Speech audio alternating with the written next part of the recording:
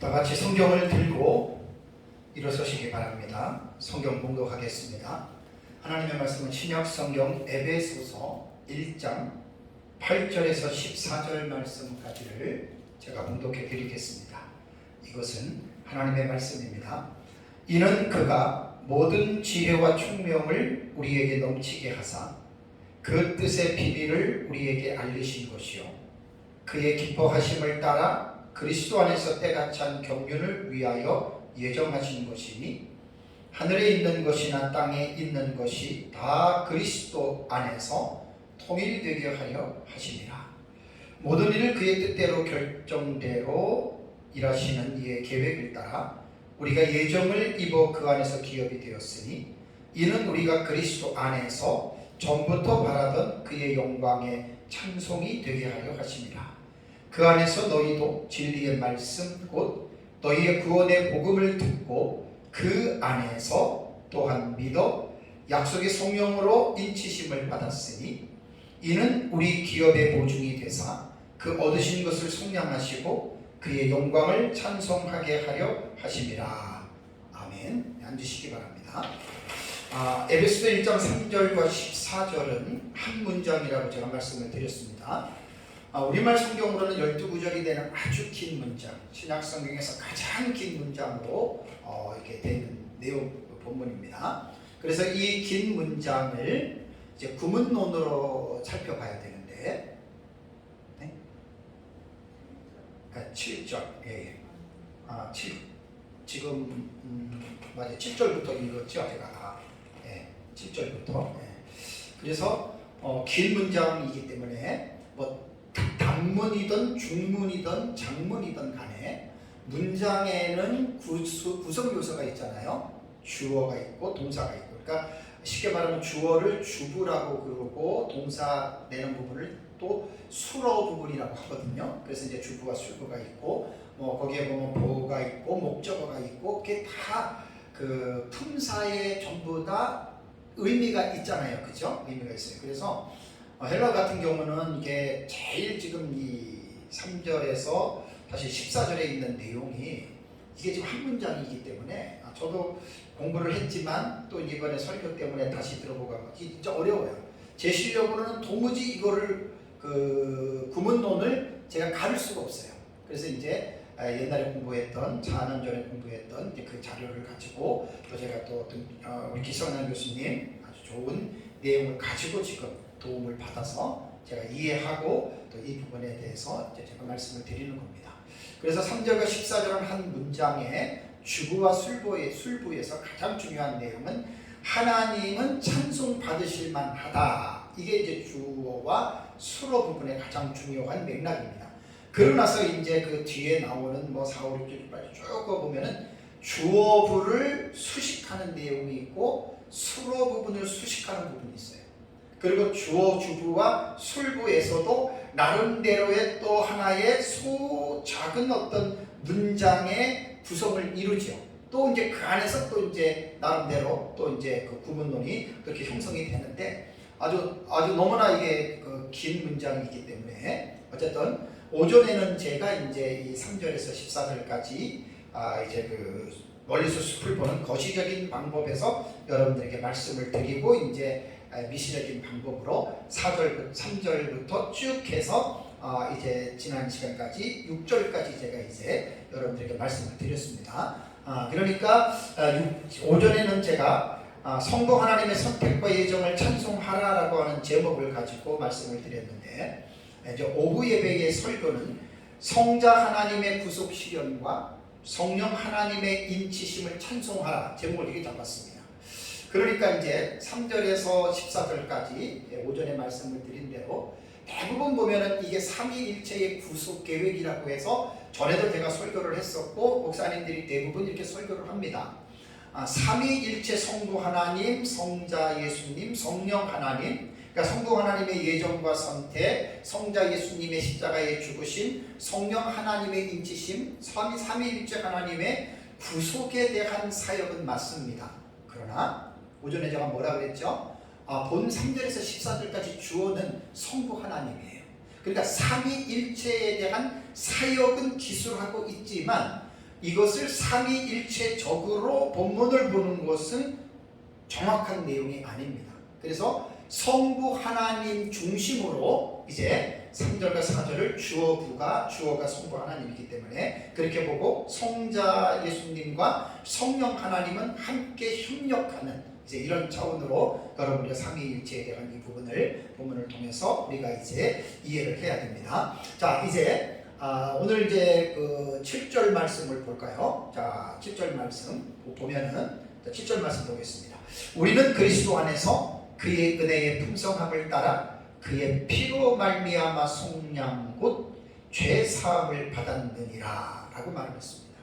그러니까 이 7절에 들어보면은 이 7절 그 6절부터 저기 7절의 쭉 그 내용이 뭐냐면 이미 앞에 제가 말씀드린 대로 예수 그리스도로 말미암아 하나님이 자기의 아들들이 되게 하신 그것이 하늘에서 온 모든 신령한 복이라 그랬잖아요. 이 신령한 하나님의 복이 어떻게 우리에게 주어졌느냐, 그거를 구체적으로 말하는 게 바로 7절입니다. 그러니까 하나님의 아들들이 되는 유일한 방법은 성자 하나님이신 예수 그리스도의 십자가의 피로 말미암아입니다. 유일합니다, 이 방법은. 그러니까 예수 그리스도의 십자가의 피 외에 어떤 우리가 개인의 선행이나 어떤 우리의 노력이나 공로나 이런 것으로 하나님의 아들들이 될 수는 없습니다. 그러니까 성경은 이 부분을 강조하는 거예요. 예수 그리스도의 십자가의 피, 그것으로 말미암아 우리는 하나님의 아들들이 된다. 그러니까 하나님의 아들이 되는 건 갑자기 되는 게 아니죠. 마귀의 자녀에서, 본질상 진노의 자녀에서 예수 그리스도를 믿음으로 말미암아 마귀의 자녀에서 하나님의 아들로 우리가 입양이 되어서 하나님의 양자가 되는 거죠.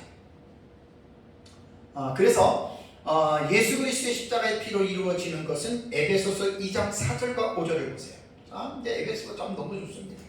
에베소 2장 4절과 5절에도 긍휼이 풍성하신 하나님이 우리를 사랑하신 그 큰 사랑을 인하여 허물로 죽은 우리를 그리스도와 함께 살리셨고 너희는 은혜로 구원을 받은 것이라.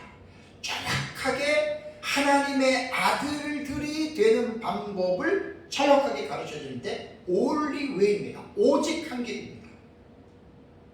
그래서 예수님이 요한복음 14장 6절에도 내가 곧 길이요 진리요 생명이니 나로 말미암지 않고는 아버지께로 갈 자가 없다라고 예수님 말씀을 하셨잖아요. 그래서 7절에는 성자 예수님의 성자 예수 그리스도의 하나님의 피로 십자가의 피로 우리가 곧 속량 곧 죄 사함을 받았다라고 하는 이 부분에 대해서 우리가 이제 말씀을 했습니다. 속량이라고 하는 단어는 그 뒤에서 제가 조금 한번 다시 말씀을 드릴게요. 지금 속량은 바로 죄사함에 대한 이제 우리가 그 해방되고 구속됐다라고 하는 말인데 뒤에 나오는 속량은 또 내용이 달라요. 자, 그러면 이제 8절과 10절의 말씀을 보겠습니다. 자, 뭐 7절은 어쨌든 그리스도의 피로 말미암아 유일한 거지요. 하나님의 아들이 되는. 그러면서 이제 8절과 10절의 말씀의 핵심은 뭐냐? 8절과 9절과 10절의 말씀을 잘 관찰하면 하나님을 찬송해야 하는 사실에 있어서 놀라운 비밀에 대해서 지금 8절에서 10절까지는 이제 우리에게 교훈하고 있습니다. 그렇다면 하나님의 8절과 10절을 중요한 핵심에 대한 주제를 말한다면 하나님의 비밀의 계시에 대해서 말하는 겁니다. 8절과 10절은. 자, 8절과 우선 9절까지를 먼저 읽어볼까요? 8, 9절을. 자, 이는 그가 모든 지혜와 총명을 우리에게 넘치게 하사 그 뜻의 비밀을 우리에게 알리신 것이요 그의 기뻐하심을 따라 그리스도 안에서 때가 찬 경륜을 위하여 예정한 것이니 10절에 하늘에 있는 것이나 땅에 있는 것이나 다 그리스도 안에서 통일되게 하려 하심이라. 그러니까 8절과 10절에 대한 말씀 속에서 중요한 것은 뭐냐면 하나님의 비밀이 뭐냐, 이것이 바로 핵심적인 주제가 됩니다. 그래서 하나님의 비밀을 알기 위해서 이 하나님의 비밀은 그냥 아는 게 아닙니다. 절대 그냥 아는 게 아닙니다. 이제 그 10절에 이제 하나님의 비밀에 대한 내용이 나와 있는데, 하나님의 비밀을 알기 위해서 필요한 방안이 8절 나오죠. 8절을 다시 보시면, 이는 그가 모든 지혜와 총명을 우리에게 넘치게 하사라고 말을 했습니다. 이는 그가 라고 이렇게 말했는데, 하나님의 비밀을 알려면 지혜와 총명이 필요하다는 거예요. 그래서 여기서 지혜라고 하는 이 명사는 소피아라고 하는 헬라어 단어거든요. 이 소피아는 아주 매우 다양한 문제들에 대한 지식으로 사용되는 말입니다. 그래서 이제 구약성경 70인 역본에서 이 소피아는 헬라어로 번역된 70인 역본에는 약 260번이 나와요. 많이 나와요. 그리고 구약성경 단어가 어떤 단어를 영어로 썼냐면은 우리가 잘 아는 호크마입니다. 호크마. 제가 가지고 있는 주석 중에서 호크마 성경이 있거든요. 그게 바로 지혜라는 말이에요. 근데 이 명사 소피아는 신약 성경에 51번 나옵니다. 51번이 나오는데 어떻게 사용이 됐냐면, 골로새 1장 9절, 에베소서 1장 8절 여러 곳에 나오는데, 이 신약 성경에 나오는 지혜는 하나님의 뜻과 가치 있는 행위를 포함하는 기독교적인 지식의 성장, 이 부분들을 소피아라고 부릅니다. 그런데 이 지혜는 그리스도의 비밀에 대한 지식인데, 그리스도께서는 모든 지혜의 보물들이 그 안에 지혜가 담겨 있다는 이야기예요. 신약성경에 나오죠. 근데 이제 이 단어가 워낙 광범위하게 사용이 되어졌기 때문에 항상 이 단어라는 게 그래요. 히브리어나 헬라어나 모든 단어가 그래요. 똑같은 단어지만 정확하게 그 단어를 여러 가지의 의미가 있을 때에는 문맥에서 찾아야 돼요. 문맥에서. 이거 참 중요해요. 그래서 이 소피아라고 하는 이 지혜는 사실 성경에서 아주 폭넓게 사용이 되어졌기 때문에 그 문맥 안에서 이 소피아를 어떻게 해석하느냐는 이건 되게 지금 중요한 방법 중에 하나예요. 근데 오늘 이제 본문에는 이 지혜가 그리스도의 비밀로 연결이 된 거기 때문에 문맥 안에서 그렇게 해석을 하면 됩니다.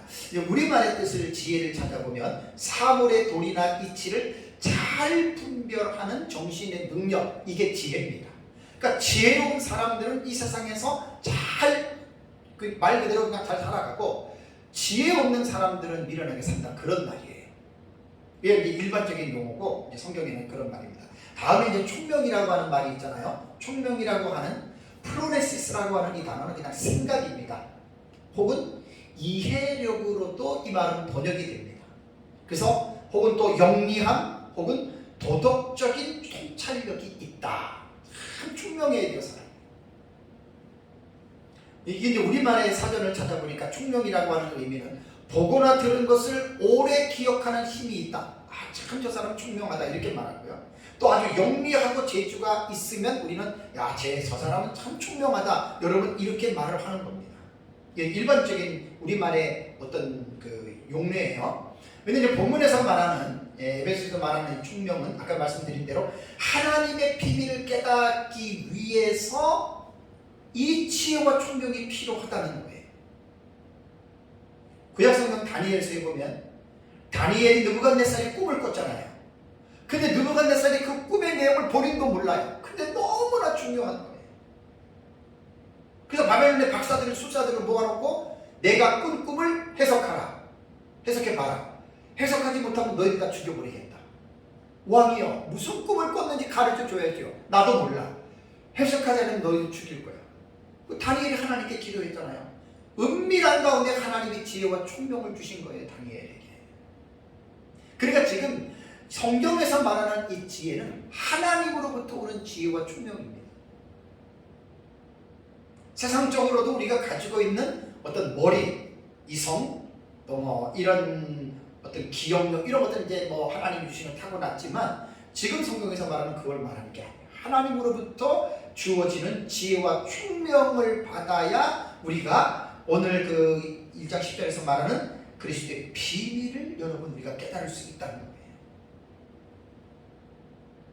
다음에 이 비밀은 9절을 보시면 하나님의 기뻐하심을 따라서 그리스도 예수 안에서 때가 찬 경륜을 위해서 예정한 것이다. 이 비밀, 연역적으로 나가는 거예요. 이런 것들, 방식이. 자, 9절을 볼까요? 그 뜻의 비밀을 우리에게 알리신 것이요 그의 기뻐하심을 따라 그리스도 안에서 때가 찬 경륜을 위하여 예정하셨다. 그러니까 8절과 9절에는 비밀이 안 나와요. 비밀이 무슨 내용인지는 안 나오면서도 계속해서 그 비밀에 대한 부분들을 점진적으로 확장시켜서 하나님께서 이제 우리에게 요구하시는, 우리가 하나님을 찬송해야 되는 하나님의 아들들이 되게 하신 거, 그러면서 그 속에 담겨있는 그 비밀이 무엇인지에 대한 호기심을 계속해서 8절과 9절에 하나님께서 호기심을 넓혀가면서 10절에서는 비밀이 뭔지를 딱 말씀해 줍니다. 자, 여기서 이제 그 뜻의 비밀이라는 말이 먼저 나옵니다. 비밀이라고 하는 말이 헬라어로 보면은 미스테리온이라고 하는 단어입니다.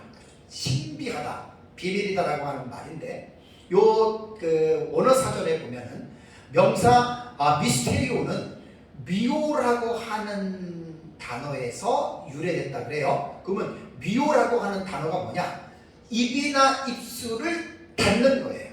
다무는 거예요. 그러니까 말하지 않는 거예요. 여기에서 유래가 된 거예요. 비밀이라고 하는 말은. 그래서 이 미스테리오는 언급될 수 없거나 언급되어서는 안 되는 말. 그러니까 다른 사람은 모르는 거예요. 그래서 이제 이 단어는 감추어진 것, 그리고 신비한 것, 혹은 비밀이라고 이 미스테리오는 이렇게 사람들에게 사용이 되어졌습니다. 그래서 9절에 보면 그 뜻의 비밀이라고 하는 이 주제는 사실은 지금 에베소서 1장 3절과 14절의 한 문장 안에서도 사실은 이게 되게 지금 그 중요한 의미인데, 좀 더 넓게 보면 에베소서 전체 안에서도 매우 중요한 주제입니다. 이 미스테리온이라고 하는 비밀은.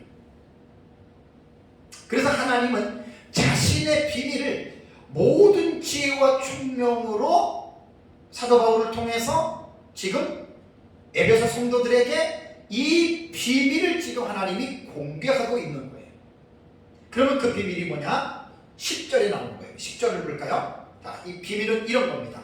하늘에 있는 것이나 땅에 있는 것이 다입니다. 다 그리스도 안에서 통일되게 하려 하심이라. 이게 바로 하나님의 비밀이라는 거예요. 이게 하나님이 주시는 지혜와 하나님이 주시는 총명을 받지 못하면 이 그리스도의 비밀은 깨달을 수가 없는 내용이거든요. 근데 중요한 것은 동사를 보면은 여기 보면 통일되게 하려 하심이라는 말이 있습니다. 이게 아나케팔라이 오마이라고 하는 단어예요. 이 단어가 신약 성경에 딱 2번 사용이 됐습니다. 아나케팔라이 오마이라고 하는 단어가 2번이 됐는데, 근데 이 뜻이요, 제가 사전을 보니까 간단한 내용이 아니더라고요. 원래 이 본뜻은 요약하다, 합계하다, 그런 뜻이에요. 그러니까 합계하다는 것에서 이제 통일로 이 단어가 이제 발전이 된 것 같은데, 가장 중요하게 사용되는 것은 요약하는 거예요. 요약. 그리스도 안에서 요약한다, 그런 뜻이거든요. 그러니까 이것은 일반 헬라어에서는 이 단어가 잘 사용되지 않았다 그래요. 그러니까 고급 헬라어에서 문학 장르에서는 잘 그 외에는 다른 데서는 이 단어가 알려지지 않았다고 합니다. 그래서 이제 아나케팔라이오마이라고 하는 이 단어는 요약하다, 종합적인 합계를 하다, 또 중요한 부분들을 나누다라고 하는 의미도 있고, 또 두 번째는 결론을 내리다, 반복하다라고 하는 이러한 의미가 있다고 그래요. 그래서 이 단어는 상당히 좀 아주 어려운 단어이기 때문에 이게 문맥에서도, 그래서 일반 헬라에서는 안 썼다 그러잖아요. 문학에서만 썼기 때문에 아주 이 단어에 대한 의미를 잘 선택해야 할 필요가 있습니다. 문맥 안에서 선택해야 돼요. 자, 한 가지 이제 두 번 사용됐는데, 로마서 13장 9절에 이게 이제 나왔는데 어떻게 이 단어를 번역을 했냐면, 자, 로마서 13장 9절에 이런 말이 있습니다. 간음하지 말라, 살인하지 말라, 도둑질하지 말라, 탐내지 말라 한 것과 이런 것과 그 외에 다른 계명이 있을지라도, 율법 계명을 다 이제 율법을 통합한 다음에 내 이웃을 내 자신과 같이 사랑하라 하신 그 말씀 가운데에 뭐라고요? 다 들어있다. 이게 바로 지금 아나케팔라이오마이라고 하는 이 단어예요. 다 들어있다는 거예요. 다 요약되어 있다, 그런 뜻이란 말이에요. 그러니까 그러니까 이제 이 말씀과 연관해서 우리가 이제 에베소서 1장 10절에는 통일로 말을 했잖아요. 통일되게 하려 합니다 라고 이렇게 이제 말을 했습니다. 여기서 저기 언어 사전들과 되게 복잡해요. 복잡한데 그걸 제가 말씀드릴 수는 없고, 결론적으로 말하면 이제 이런 겁니다.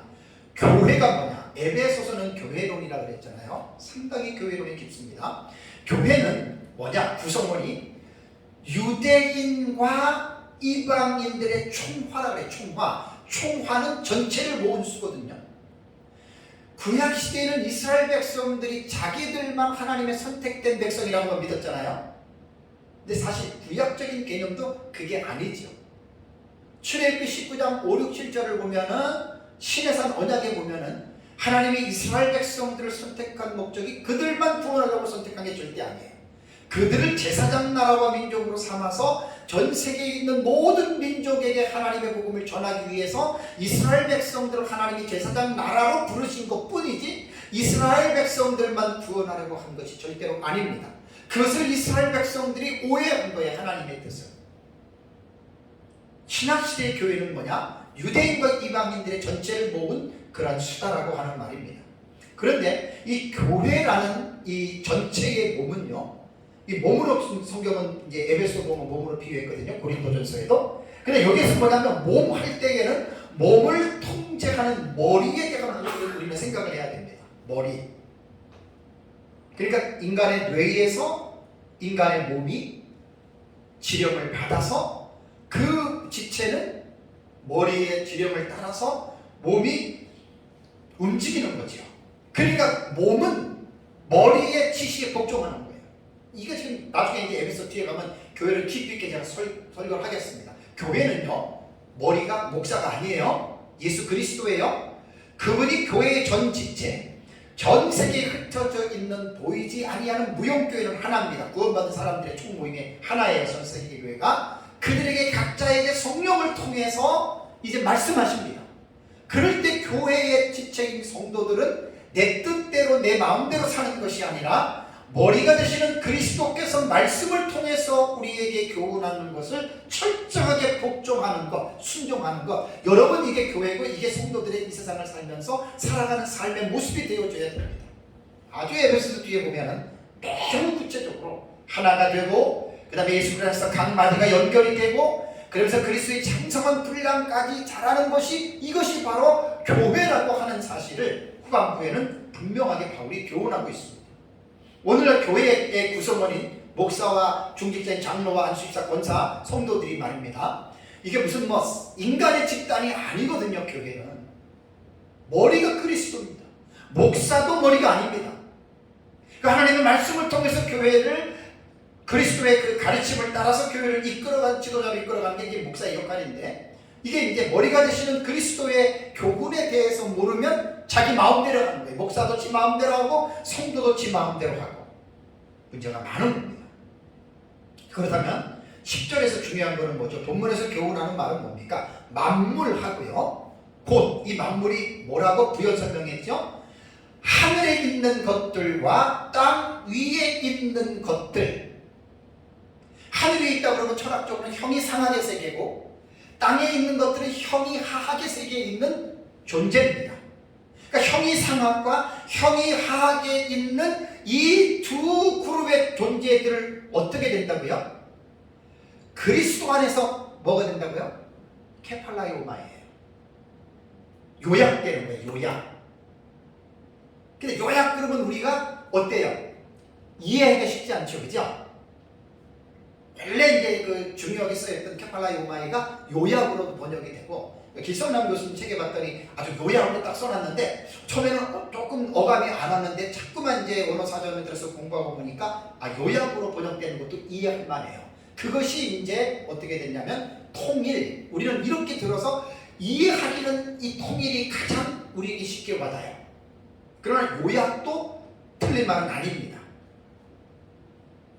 그러면 여기서 통일된다는 말은 뭘까요? 조금 더 쉽게 제가 이제 본문을 우리가 조금 더 자연스럽고 깊이 있게 이해를 하려면 연합으로 생각하면 됩니다. 연합. 그러니까 형이 상하의 세계와 형이 하하의 세계, 보이는 것과 보이지 않는 보이지 않는 이 세계가 연합이 된다는 거예요. 이것이 뭐냐? 그의 뜻의 비밀이에요. 너무 중요합니다. 이거. 사실 에베소서의 주제는 그리스도 안에서 연합입니다. 교회론입니다. 교회론이 다 연합의 관계가 있어요. 제 뒤에 이제 앞으로 에베소서 더 깊이 들어가면 오늘날 교회가 연합되지 못하고 유리되어 있지요. 또 분리되어 있지요. 싸우고 있지요. 그건 성경에서 말하는 교회의 모습하고는 반대되는 경계입니다. 너무너무 가슴이 아픕니다. 여기서 이제 그리스도 안에서 연합을 바울은 에베소에서 어떻게 풀어가냐면 유대인들과 이방인들, 크게 보면은 그렇잖아요. 구약시대의 선민인 이스라엘 백성들과 비이스라엘 백성들을 이방인이라고 그러잖아요. 그렇죠?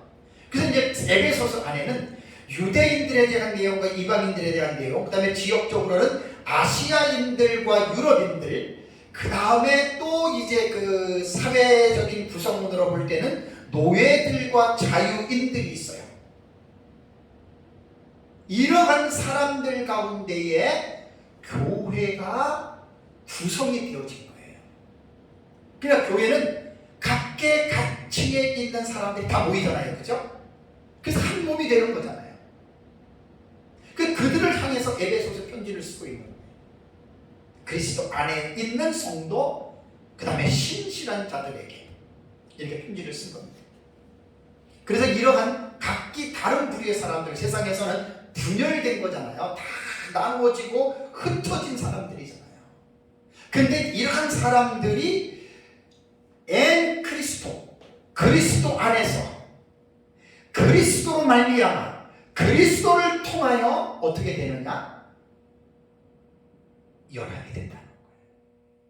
통일이 된다는 거예요. 케팔라이오마이, 요약이 된다는 거예요. 여러분, 이게 얼마나 큰 비밀인 줄 아십니까? 너무나 큰 비밀이잖아요. 아나케팔라이오마이 너무너무 중요하다는 거예요. 어렵지만 아나케팔라이오마이에요. 여기에는 개인과 가족과 교회와 인종의 모두가 하나의 커뮤니티, 원 커뮤니티가 돼요. 연합이 필요해요. 이 주제는 너무너무 엄청난 주제예요. 우리가 대부분 보면 어때요? 개인주의잖아요. 인디비주얼리즘이라고 그러죠. 개인주의. 그 다음에 이 개인주의가 이기주의로 발전이 되잖아요. 그러니까 이기주의가 나중에는 끼리끼리라고 하는 집단 이기주의가 되잖아요. 현대사회가 점점 그렇잖아요. 나, 우리 집, 우리 교회, 우리 교단. 여러분, 에베소서에서 말하는 아나케팔라이오마이는 그거를 말하는 게 아니에요. 그거를 깨는 거예요. 그런 상태에서 그리스도 안에서 뒤에 보면 하나가 되고 한 몸이 되는, 이게 교회라는 이야기예요.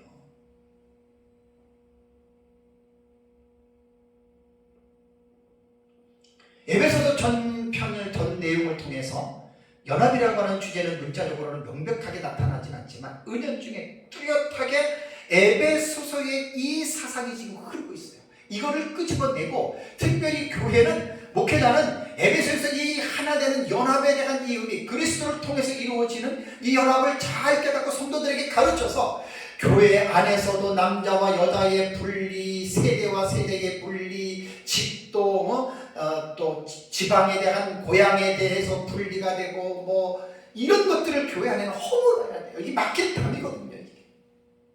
연합이 돼야 돼요. 아나케팔라이오마이라고 하는 통일이 되는 거예요. 이게 바로 그리스도의 비밀이라는 거예요. 비밀.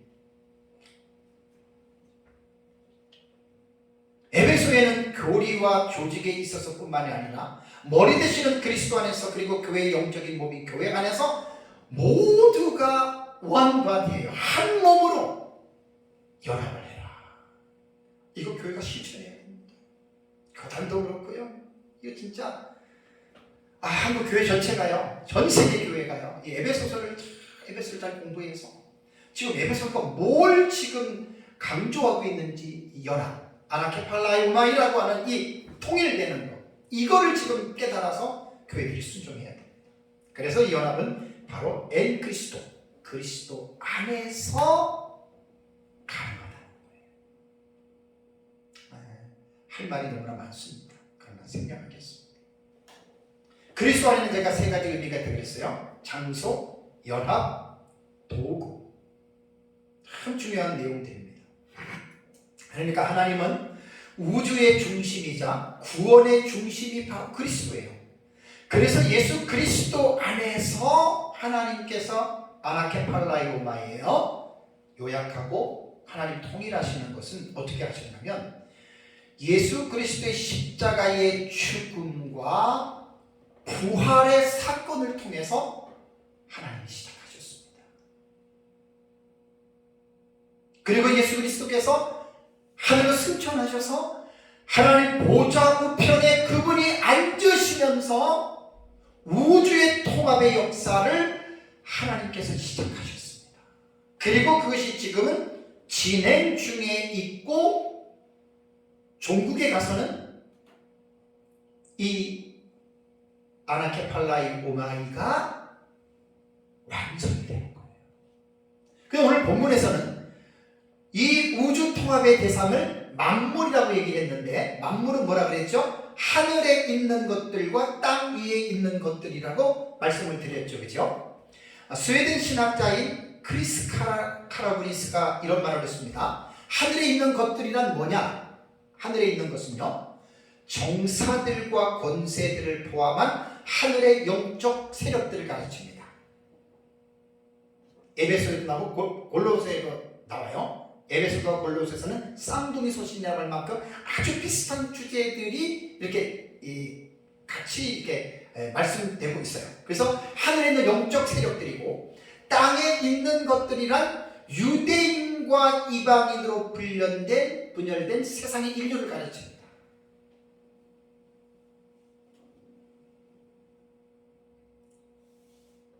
따라서 하나님의 그리스도 안에서 이루시는 우주적인 대통합은 두 가지 방향으로 진행이 되는 거예요. 잘 알아주셔야 돼요. 첫 번째는 뭐냐면 하나님을 거스리는 악한 영들의 세력들을, 영적 세력들을 이들이 만물의 머리가 되신 그리스도에게 굴복하게 만드는 것입니다. 이게 완전 통일이 될 때 이게 이루어져요. 두 번째는 분열된 인류가, 나누어진 인류를 서로 화해하게 하고 또한 하나님과 자신의 화해함으로써 하나님께서 이제 유대인과 이방인들의 연합이죠. 화해를 통해서 결국은 이제 하나님 앞에서 이제 이것이 화해되는, 통일되는 이 부분들을 지금 하나님께서 이제 말씀을 하시는 거예요. 그럼 여기서 만물을 그리스도 안에서 회복하신다고 하는 것은 우리가 이걸 꼭 여러분 기억해야 될 게, 성경에는 이런 개념들이 많아요. already, but, not, yet이라고 그랬죠. 이미 현재의 성취가 됐고 그러나 아직은 아닌 미래의 완성이 된다라고 하는 이 구도가 종말론적으로 그렇고 참 많이 나옵니다. 이거를 여러분들이 꼭 이해를 하셔야 됩니다. 그러니까 그리스도의 사역을 통해서 십자가에 죽으시고 부활과 승천하심으로 말미암아 already 이미 시작이 됐어요. 이 만유를 통일하는 것은 이미 시작이 되었고 지금은 어떻게 해요? 진행 중입니다. 그래서 이제 사도행전을 보면은 오순절 날에 성령을 받고 교회들이 어떻게 해요? 예루살렘과 온 유다와 사마리아와 땅끝까지 이를 어떻게 해요? 복음을 전해서 이방인들이 유대인들과 화목하게 해서 하나님 그리스도를 통해서 하나님의 자녀의 그 몸으로, 쉽게 말하면 그리스도의 몸이 교회의 몸으로 지금 이방인들이 들어왔잖아요. 지금 진행 중이에요. 지금도 지금 전 세계적으로 이것이 여러분 진행하고 있다라고 하는 사실입니다.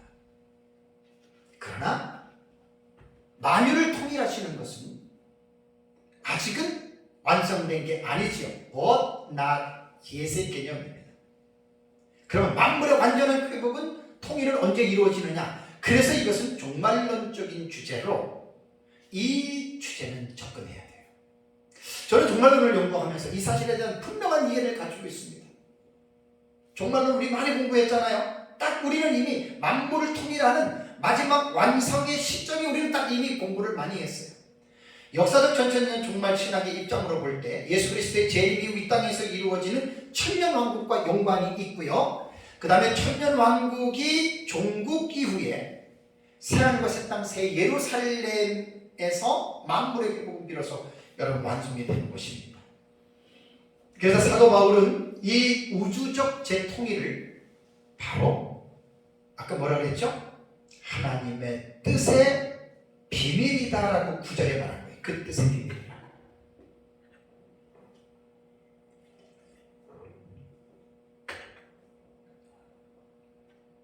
그래서 에베소서 1장에서 지금 소개하고 있는 그리스도 안에서 만물이 통합한다 라고 하는 이 개념은 에베소서 전체에서 전개되는 바울 사도의 논 중에 아주 중요한 베이직이 됩니다. 기초를 토대가 된다는 말입니다.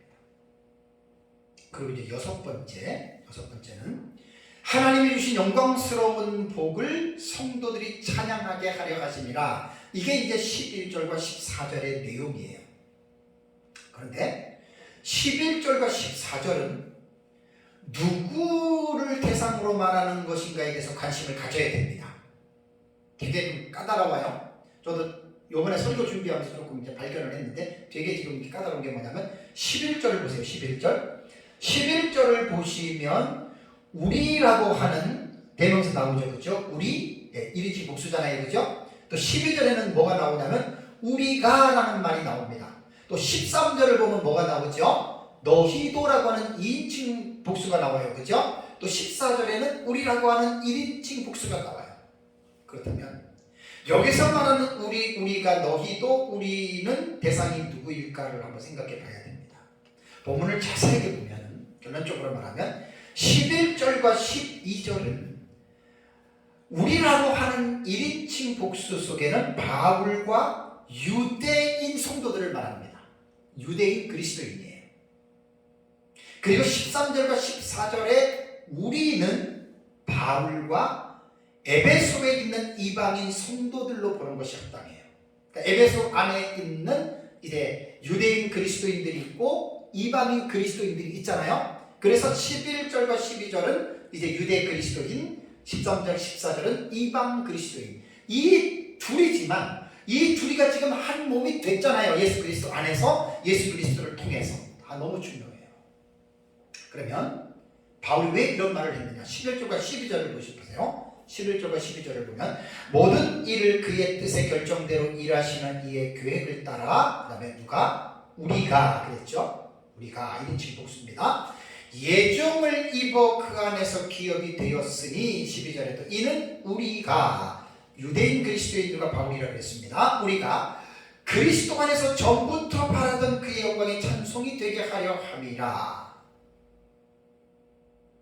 그러면 여기에서 사도 바울은 유대 그리스도인들을 향해서 우리가 모든 일을 그의 뜻의 결정대로 일하시는 하나님의 예정을 통해서 우리는 기업이 됐다라는 말이에요. 예정이라고 하는 말은 오전에 제가 말씀을 드렸잖아요. 하나님 미리 정하시는 거예요. 그것을 하나님이 우리와 상의를 하고 기용아 영이야 내가 너를 예정해 줄까? 내가 너를 선택해 줄까? 이러한 것이 아니고 그 모든 일을 그 마음의 기쁨대로 그분의 뜻대로 행하신 이게 하나님의 절대적인 주권입니다. 이렇게 구원론을 깊이 공부하다 보면 구원에 있어서는 우리의 의지나 우리의 요구가 전혀 개입이 안 됩니다. 100% 하나님의 은혜요 100% 하나님의 절대적인 주권적인 선물입니다. 그래서 그분이 기뻐하시는 뜻의 결정대로 우리가 미리 정함을 입었다. 선택이라는 단어, 예정이라는 단어, 헬라 의미를 잘 기억해 보세요. 기가 막힌 일입니다. 왜 그러면 그렇게 했겠습니까? 거기서 보면은 12절에 보면은 목적은 그의 영광의 찬송이 되게 하려 하심입니다. 그러니까 바울이 에베소서에 있는 유대인 그리스도인들에게 하나님이 모든 것을 그 마음의 뜻대로 너와 나를 예정한 것은 쉽게 말하면 구원을 시켜준 거는 아까도 말씀드렸잖아요. 뭐 구원받아서 뭐 내가 이 세상에서 복을 받아가지고 복을 누리고 잘 먹고 잘 살고 뭐 내가 하고 싶은 것들을 원 없이 하다가 천국 가는 그런 뜻이 아니에요. 하나님의 영광을 찬송하기 위해서. 찬송이라는 말 기억나시죠? 노래 아닙니다. 물론 노래로 찬송하는 것은 하나의 부분적으로는 들어가지만 여기서 말하는 찬송은 노래라고 하는 개념이 아닙니다. 근데 여기 1절에서 기업이라는 단어가 나오죠. 그죠? 기업. 이 단어는 좀 제가 설명을 해야 됩니다. 클레로라고 하는 이 기업이라고 하는 이 단어는요, 원래 뜻이 뭐냐면 제비 뽑는 거예요. 영어로 랏이에요. 랏. 제비 뽑는 거예요. 기업이라는 말이. 근데 이걸 쭉 어느 사전에서 어휘를 쭉 살펴봤더니 고대계는 땅을 이렇게 주인이 없을 때 땅을 나누잖아요. 서로가 이제 어떤 다툼을 막기 위해서 제비 뽑기를 위해서 나눴다 그래요. 이만큼은 뽑는 사람, 네 거, 내 거 이렇게 됐다 그래요. 그래서 여기서 제비 뽑기로 받은 땅이 결국 그 사람에게는 뭐가 되죠? 기업이 되는 거예요. 기업. 이 상속을 이제 그 땅에 또 물려주는 거예요. 그래서 이 단어의 뜻이요, 클레로라고 하는 이 기업으로 번역된 이 단어는 아주 심오한 신학적인 의미가 담겨져 있는 말입니다. 여기 보면 11절에 예정을 입어 그 안에서 기업이 됐다고 그랬잖아요. 우리가 기업. 그러니까 기업은 하나님 자신으로부터 상속받는 어떤 것을 말합니다. 그럼 구약 성경의 기업의 개념은 뭔지 아세요? 구약 성경에 나온 기업의 개념은 약속된 땅에 관련되어서 형성된 실질적인 물질적 자원을 가지고 있어요. 가나안 땅 그러면 이스라엘 백성들이 받았던 하나님의 클레로입니다. 그것이 기업입니다. 그럼 신약 성경의 기업은 뭐냐? 저희가 땅을 기업으로 받을 것이고 그랬잖아요. 화평케 하는 자는 복이 있나니, 그죠? 땅을 기업으로 받아요. 그럼 신약 성경의 기업은 뭐냐? 물리적인 땅이냐? 우리가 예수 믿어가지고 우리가 고양시 화정동에 뭐 땅을 몇백 평 하나님으로부터 기업 받았습니까? 그런 기업을 말하는 게 아니에요. 신약 시대는. 구약 시대에는 땅으로서 이스라엘 백성들이 가나안 땅이라고 하는 그 땅을 기업으로 받아서 또 12지파가 그 가나안 땅을 분배하는데 어떤 방법으로 분배를 받았어요? 제비 뽑기잖아요. 신약시대는 이런 개념이 아니니까요. 신약시대의 그 기업은 하나님의 나라입니다. 킹덤입니다. 킹덤 오브 갓입니다. 이 하나님의 나라와 영생을 약속을 받은 거예요. 이게 영적인 기업을 말하는 거예요. 그래서 11절에 우리 예정을 입어 그 안에서 기업이 되었다라고 하는 말은 물리적인 땅이 아니고 바로 하나님의 나라입니다. 킹덤 오브 갓입니다. 그리고 우리는 그 안에서 영생을 누린다라고 하는 이것이 우리가 받은 것인데 이것은 우리가 잘나서 받은 게 아니에요. 오전에 말씀드린 대로 엔 그리스도, 예수 안에서입니다. 예수 안에서입니다. 영적인 기업을 말하는 겁니다. 모든 하나님의 자녀들은 예수 그리스도로 말미암아 하나님의 나라를 우리는 기업으로 이미 받은 자들입니다. 믿는 순간에. 그래서 바울 사도는 유대 그리스도인들에게 저희들이 하나님의 나라를 기업으로 물려받은 것은 너희의 노력이나 너희의 요구가 아니고 하나님의 뜻에 의해서, 그 하나님의 뜻은 모든 그의 뜻대로, 그의 마음대로 하는 거예요. 우리 개정 성경에는 모든 일을 그 마음대로 역사하시는 자의 뜻을 따라 그랬잖아요. 나는 그게 훨씬 더 어감이 나는 것 같아요. 그분 마음대로 하는데 그분 마음대로. 왜냐하면 그분은 하나님이십니다. 절대 주권으로 그분 마음대로 하는 것입니다. 하나님의 뜻에 의해서 우리는, 그분에 의해서 우리는 미리 정해진 예정을 힘입은 거죠. 그러므로 하나님의 나라를 기업으로 물려받은 사람들은 그 일로 인해서 결론은 12절에 나오잖아요. 그의 영광에 찬송이 되게 하려 함이라. 이게 목적이에요. 우리가 하나님의 나라를 이미 기업으로 물려받았잖아요. 우리는 이 땅에서 하나님의 나라를 누리는 사람들이에요.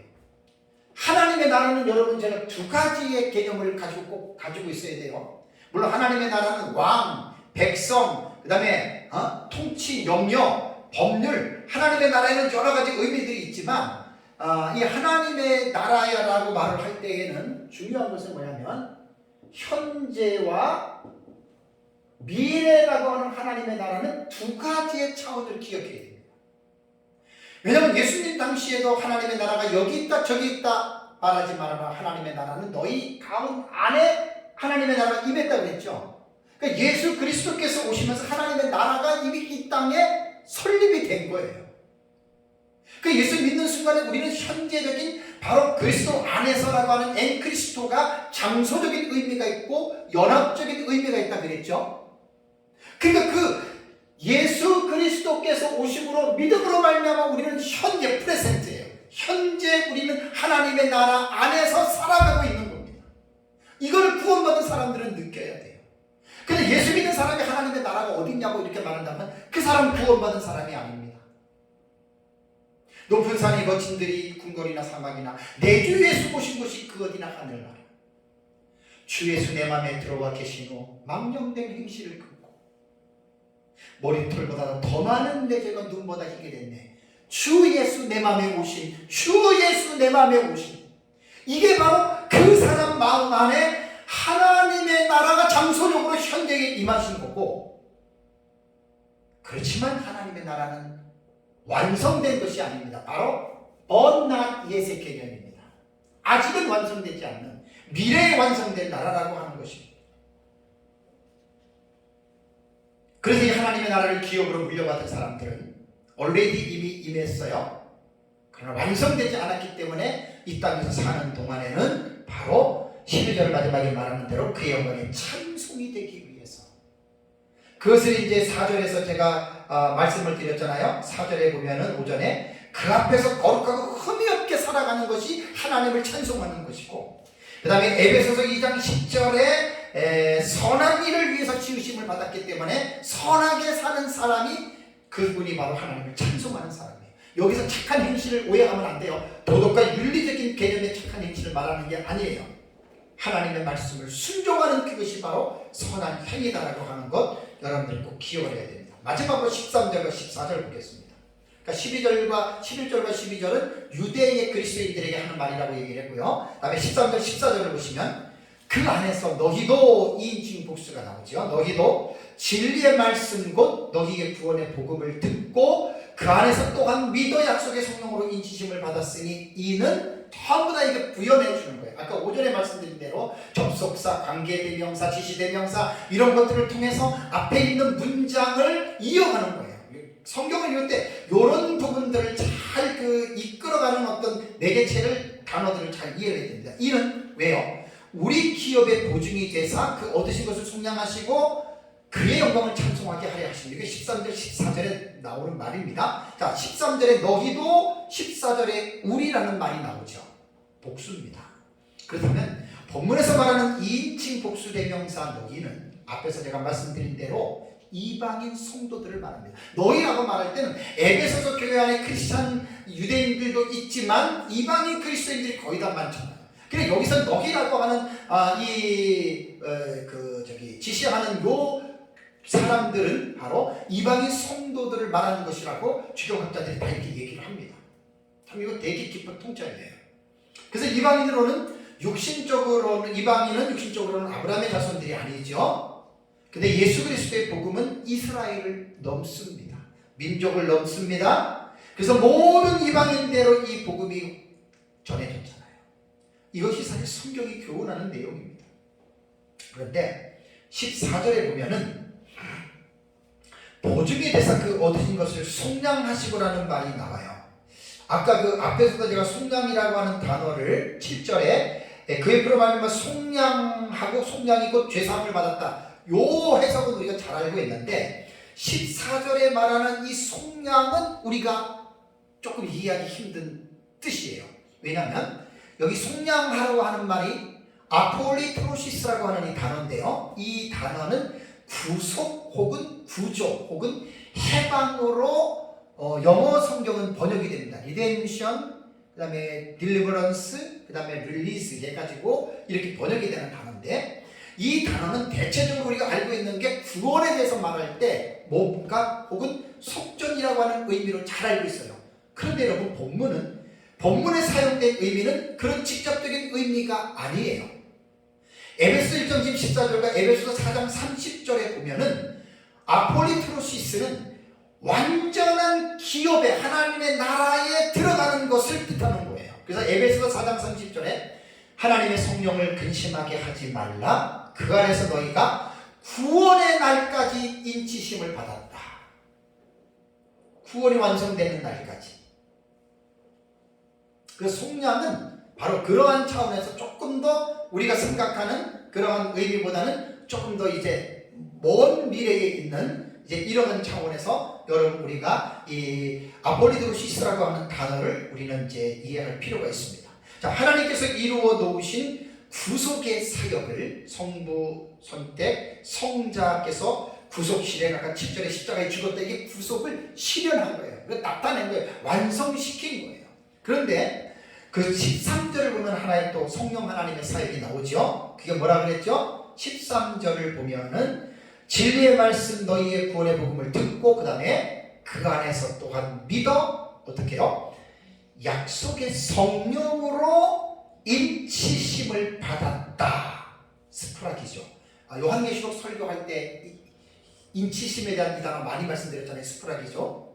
입증하다, 증명하다, 인정하다라고 하는 뜻입니다. 봉인하다라고 하는 뜻이거든요.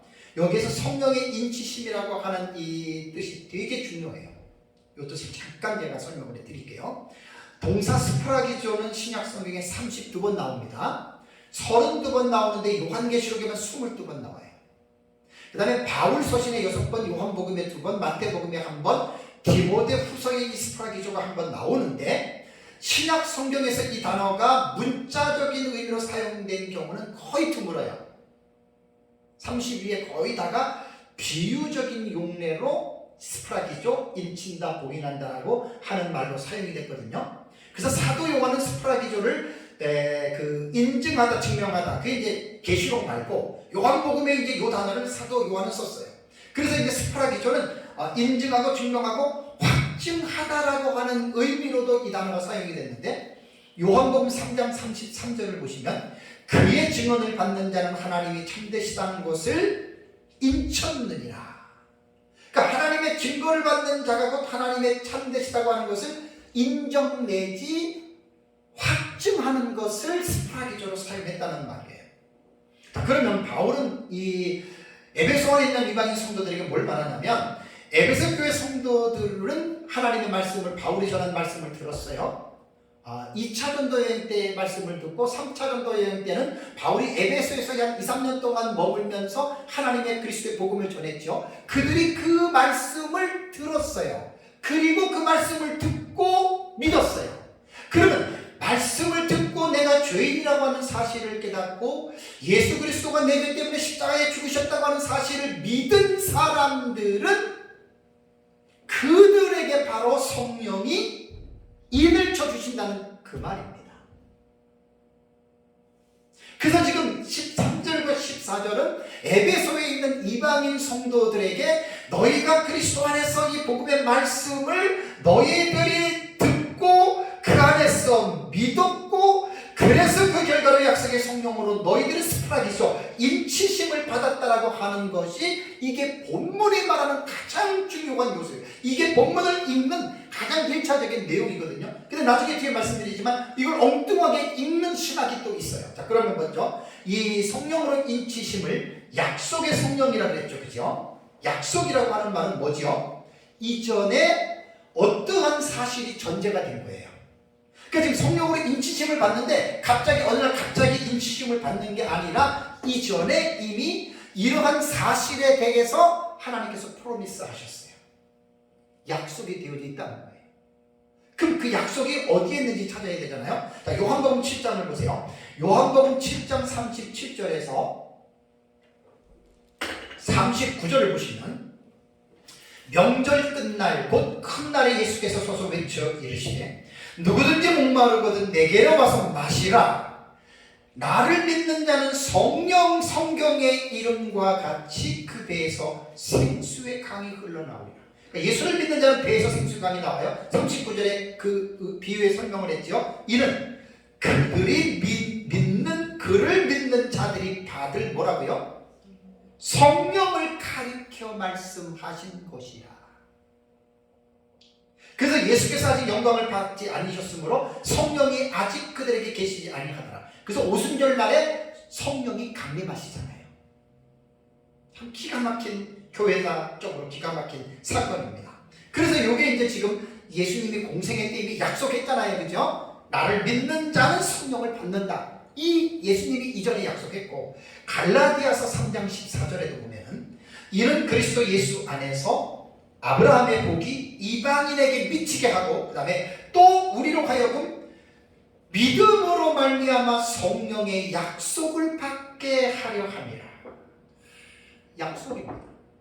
지금 에베소서 1장 14절에 이방인 그리스도인들이 진리의 말씀을 듣고 믿어서 성령으로 인치심을 받은 것은 어느 날 갑자기 이루어진 것이 아니라 이미 이전에 성령을 주실 것이라고 하는 약속이 전제되어 있다는 거예요. 그걸 지금 말씀을 드리는 거예요. 고린도후서 1장 22절에도 그가 또한 우리에게 인치시고 보증으로 우리 마음에 성령을 주셨느니라. 보증으로. 이 약속이 이미 전제가 된 거죠. 그래서 에베소서 1장 13절에 약속의 성령으로 인치심을 받았다라고 하는 이 말씀이 이런 기본적인 토대 위에서 신학적으로 두 가지의 상이한 해석이 존재합니다. 첫 번째는 뭐냐면 예수 그리스도를 믿고 거듭날 때, 구원받을 때 성령의 인치심을 받았다라고 해석하는 해석이 있어요. 그러니까 이거는 거듭날 때, 중생할 때 성령의 인치심을 받았다. 이것이 사실 개혁신학의 정설입니다. 우리는 이거를 믿습니다.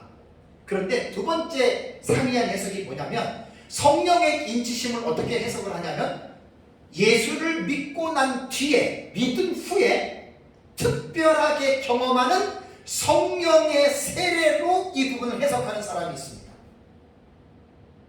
잘 이해하셔야 됩니다. 이건 신학에서 신학은 성경을 보는 눈이거든요. 어떤 신학을 했느냐에 따라서 설교자가 어떠한 신학에 정립을 했느냐에 따라서 성경의 해석이 달라져요. 종말론도 전천년, 무천년, 세례지, 후천년 달라지듯이 똑같은 겁니다. 그러니까 여기에서 13절에 약속의 성령으로 인치심을 받았다라고 하는 이 말을 우리는 전자에 말한 것은 우리 개혁신학에서 믿는 거고 후자에서 믿는 것은 오순절 개통에서 믿는 성경 해석법입니다. 그래서 오순절에서 이 성령을 어떻게 해석하냐면 예수 믿을 때에도 성령을 받고 인치심을 받고 그 다음에 예수님을 믿고 구원받은 사람도 성령 세례를 받아야 된다고 사도행전 2장에 나타나는 성령의 세례를 해석하는 건데 여기서 신학적인 방법에서 해석이 갈라지는 거예요. 우리 개혁신학은 그렇게 믿지 않습니다. 중생할 때 성령 세례 받은 것으로 믿습니다. 근데 오순절은 통태적으로 그걸 나눠요. 제가 이제 기성명 교수님의 그 책에서 봤더니 로이드 존스라고 하는 이 학자, 유명한 학자입니다. 근데 한국에 많은 분들이 로이드 존스를 좋아하시는 분들이 너무 많아요. 공부하시는 분들은. 그러니까 안 하시는 분들은 로이드 존스가 누구인지도 모르는 목사님들이 태반이고, 공부하시는 분들 중에 청교도 혹은 회중파에 대해서 깊이 공부하시는 분들은 로이드 존스를 상당히 좋아하고 저도 좋아합니다. 많이 한 것도 좋아합니다. 그런데 로이드 존스가 이 부분을 어떻게 해석을 하는 줄 아십니까? 후자로 해석을 합니다. 그러니까 예수 믿고 구원받은 사람도 여기서 성령의 인치심은 구원받은 이후에 또다시 성령의 인치심을 받아야 된다. 이것이 바로 성령 세례를 말하는 거예요. 그러면서 로이드 존스는 학자이기 때문에 기성명 교수님 책에 두 가지로 지적을 했습니다. 첫 번째는 헬라어 문법에 보면 여기에 분사 시제가 나옵니다. 분사. 여기서 인치심을 받았다라고 하는 말이 원문을 보니까 동사가 분사가 나왔어요. 그런데 헬라어 문법에서 보면은 분사는 시제의 성격이 없습니다. 그러니까 분사로 나올 때는 시제 성격이 없고 주동사와 시간적인 관계는 문맥 안에서 결정을 해야 되거든요. 그러니까 로이드 존슨은 여기서 뭐라고 하냐면 이것이 분사이기 때문에 이것은 구원받은 사람의 두 번째로 받는 인치심이다, 이렇게 해석을 한 거예요. 그런데 길성남 교수도 신학학자거든요. 그분은 그걸 말하는 거예요. 이거는 시제 성격이 없는 거예요. 원래 분사는 뭐 첫 번째, 두 번째 이게 없습니다. 물론 어떤 경우에는 단순 과거 분사는 주동사와의 관계에서 상대적으로 과거 시간을 가르칠 수가 있어요. 분사의 의미가. 그런데 꼭 그런 것은 아니에요. 그러니까 로이드 존슨은 자기가 믿는 성령 세례를 강조하기 위해서 1장 13절의 말씀을 성령으로 인치셨다고 말을 하는 건데 아니라는 거예요. 로이드 존스가 잘못 본 거예요. 두 번째, 우리는 로이드 존스가 복음을 듣고 믿어 하나님의 자녀가 되는 것과 하나님의 자녀로서 확증받는 것을 별개의 사건으로 나누는 것은 문맥에서 맞지 않습니다. 에베소서 전체 안에서도 성령 세례에 대한 언급도 없고 이 13절 이전에 여기에서 또 무슨 뭐 해가지고 중생하고 성령을 받은 다음에 또 여기서 성령 세례를 받는 전혀 이 문맥에서는 이런 내용을 읽을 수가 없다는 이야기예요. 그래서 본문에서 성령의 인치심은 제가 말한 대로 지금까지 우리 개혁신학에서 주장하고 있는 전자에 제가 말한 것 있잖아요. 우리는 예수 그리스도를 믿을 때 성령이 그 사람 속에 내주하면서 그것이 인침이고 그것이 앞에 말한 대로 약속의 보증이라는 말이에요. 그러면 성령의 인치심을 중생과 별개의 사건으로 해석해서 중생한 사람이 성령의 세례를 받는 것이라고 주장하는 것은 문맥을 전혀 잘못 파악합니다. 그래서 이제 신학적으로 좀 논쟁이 되는 게 사도행전 18장에 보면 바울이 에베소에서 전도할 때 너희가 믿을 때 성령을 받았느냐, 그러니까 에베소 성도들이 뭐라 그랬어요? 아니라 우리는 성령을 들어보지도 못했다. 그래서 이제 바울이 그들을 위해서 기도하니까 성령이 임했다. 그러니까 이 성령 세례는 세컨 블레싱이라 그래요. 이게 오순절파에서 신학적으로 강조하는 건데 이 세컨 블레싱의 개념은 우리는 개혁 신학에서는 인정하지 않습니다. 동의하지 않습니다. 그래서 이제 오순절 같은 경우는 순복음교회 같은 경우는 그 교구별로 한 달에 한 번 정도 성령 대방회하고 기도가 가지고 성령을 받으려고 올라가서 성령을 부어달라고 성령 세례 달라고 기도하잖아요. 우리 개혁교회에서는 성령 세례를 어떻게 생각을 하냐면 우리는 성령 충만의 개념으로 이해합니다. 에베소서 뒤에 나옵니다. 오직 성령이 술 취하지 말라. 이는 방탕한 것이니 오직 성령의 충만함을 받아라. 우리는 성령의 오순절에서 말하는 성령의 세례를 우리 성령 충만으로 우리는 이해하기 때문에 성령 인치심을 받았다고 끝난 게 아니에요. 계속해서 성령이 우리 안에 충만이라고 하는 플레로마라고 하는 그 말은 끓어서 넘치는 거예요.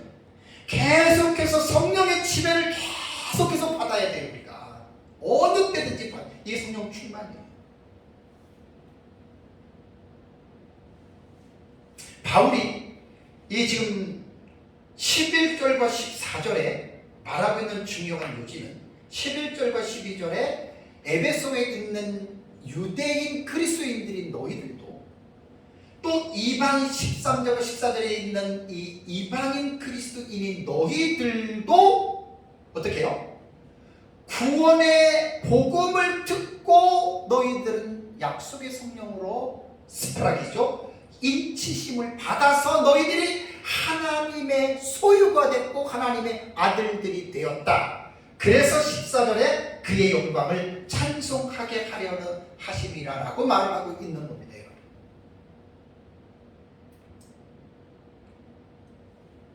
무조건 찬송하는 게 아니에요. 하나님께 영광을 드리고 하나님을 찬송하면 하나님이 돈을 주고 복을 주고 자식 잘 되게 하고 그렇게 해서 찬송하라는 것이 아닙니다. 에베소서 1장 3절에서 14절에 나오는 이 내용의 말씀은 너무너무 중요한 단락이고 이 12절이 한 문장이라고 하는 사실을 꼭 기억해야 돼요.